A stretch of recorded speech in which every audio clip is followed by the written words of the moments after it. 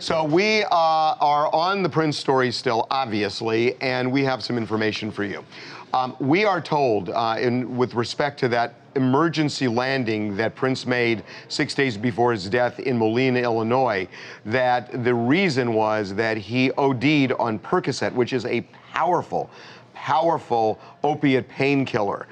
And it was so life-threatening, so bad, that doctors had to administer a save shot at the airport before he even got to the hospital. So that is an important building block, and I know something that authorities in Minnesota want to know about, because they are, again, trying to piece together what happened that led up to Prince's death. When you look at that, and you look at these repeated trips to Walgreens pharmacy. Four times in the last week before his death. And guys, at this point, we can't say yet that Percocet or even anything like that caused his death. But like you said, Harvey, definitely the investigation at his home with the sheriff's department is leading them in that direction. They want to pull all of those documents, like you said, from Walgreens probably, but also from Moline, so they can see medically what's going on. And I think we've been talking about this a lot in the newsroom. Everything we're looking at now leads to believe there is a serious medical issue. Exactly what it is, we don't know yet, but I can tell you that the pharmacy runs, the overdose treatment in Moline, and all of these things now point towards something way more serious than the flu. He said that he got a save shot. Basically, when he got off the plane, he was in such bad condition from the Percocet, in an overdose condition. They have to give him this shot of it's an anti-opiate drug to reverse the effect. Immediately reverses the effects. Bring him to life. Right. Now, we should tell you that, to put this in context, Mike talked about a medical condition. That could be an illness. It could be an addiction. But we know that back around 2010, Prince had hip surgery. He had a lot of pain in his hips.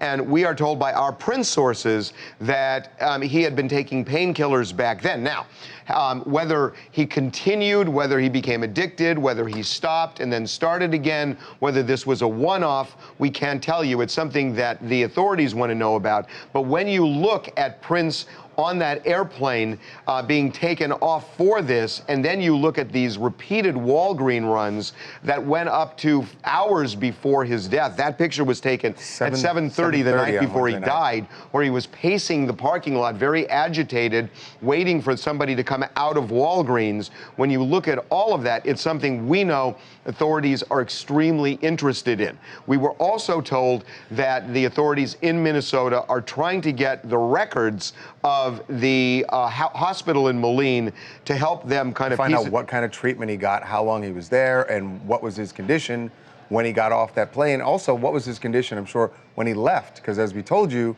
doctors did not want him to leave the hospital. And he left because he couldn't get a private room and he couldn't get that kind of secrecy that he wanted. Mike, we should talk about this since we've kind of been this route with Michael Jackson. There is absolutely no doubt that they are going to go after the medical records of doctors and pharmacies in Minnesota. Absolutely. And one of the things they'll look for with a person as huge of a celebrity as Prince is whether or not anything prescribed to him was actually in his name. It is illegal to prescribe even celebrities in an alias form, in a different name, or even to prescribe similar drugs if they're things that shouldn't be taken together. A lot of times these big celebrities have doctors that they either know, travel with them.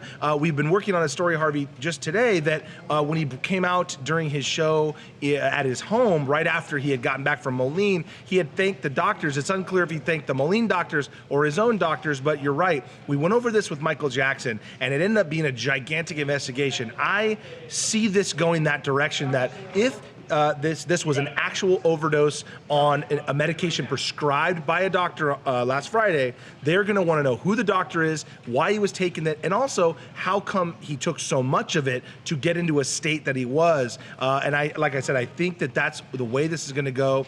We know they're pulling the records for Moline, but also I think they're going to start looking at who prescribed what was coming out of that Walgreens 4 times, how often, why he was going there, and in that pacing stuff, Harvey, I'll go back to that. That him at the Walgreens 4 times pacing in the parking lot doesn't seem like a thing Prince would do. If any other normal kind of medication he was getting, Prince doesn't need to do that and expose himself in that way. The guy can send anyone to get medication, so they're going to look at the doctors and what was coming in and out of that pharmacy and why. Now, there's one other thing that that a lot of people that I've been talking to, and we've been spending a lot of time on the phone on this, obviously, that everybody wants to know, and we do not have the answer to this yet, but I will tell you what it is. A lot of people want to know in that 911 call, who is the guy who didn't know the address of Prince's home? Because we now know that it was an unidentified male who was on the phone with the 911 operator. The operator kept asking, "What is the address?" He said, I'm at Prince's house. I'm at Paisley Park. What is the address?" He thought he was in Minneapolis. It's not in Minneapolis. He didn't know the exact address, and that's weird. Who is this guy? There's It's so someone weird. that is that close to Prince at Paisley Park. At his home. Right. You would think repeatedly they've been there and they have no idea. So There's that was something. Someone else had to be called into the room. A woman came into the room and she knew the address. I have been shocked many times over the last 11 years with TMZ, so that, I would never assume things, but I will say there's something to this. And I would be shocked if there's nothing to this. I want to find out who this guy is, because it is just weird. Yo, what's going on, man? This is Marquise out of Atlanta, and I do find it very weird that the doctor didn't know the address. We had the same medication metaphor going on with Michael Jackson, too. So what's going on with all these personal doctors that are making these strange deliveries or whatever the case may be? And whatever. We don't know if it's a doctor. Marcus, we don't know that it was a doctor. It's someone. Who knows who the person is or if they were delivering or anything, but it is just odd that there would be someone that close to Prince and not know. So a lot of celebrities are, look, this is, I got to tell you something. We're going to tell you about the celebrity reactions. We should talk about one thing. We compared this morning to the reaction that we got on the site, on the website, to Michael Jackson, because we broke the story of Michael Jackson's death, we broke the story of Prince's death, so we compared the two. Right.